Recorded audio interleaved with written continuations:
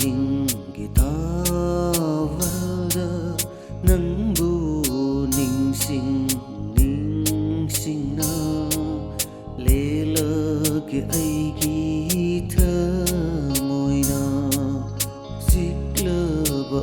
hingi tawada nangbu ningsing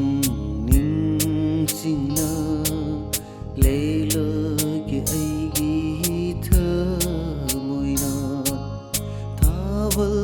thawal magalo magtrab thawal mangala tinkrasanu aigi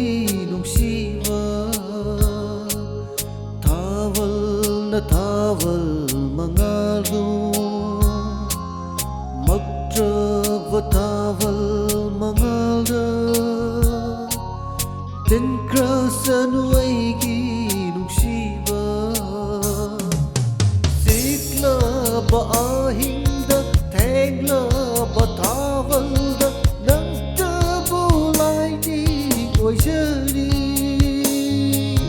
siklaba ahingda thenglaba thawalda nangtabu laini oijari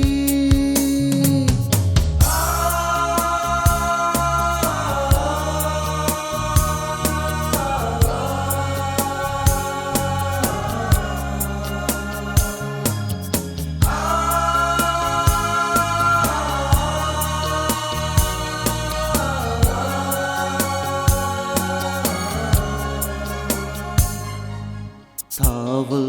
mangalda nangbu yeningba leichu mana loina kumjit kare thawal mangalda nangbu yeningba leichu mana loina kumjit kare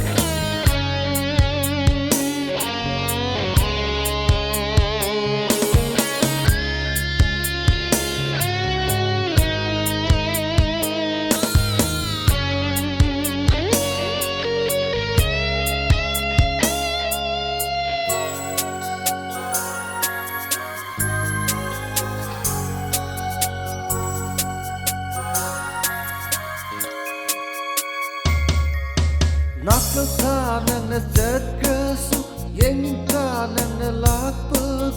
kaur ke kalmi kupta nixing halli he na du nakal tha nang na zat krasu yeng tha nang na lak pku kaur ke kalmi kupta nixing halli he na du chunghan biro thamoy aigi su anoba mayo lagan biro thamoy aigi su basantagi ayo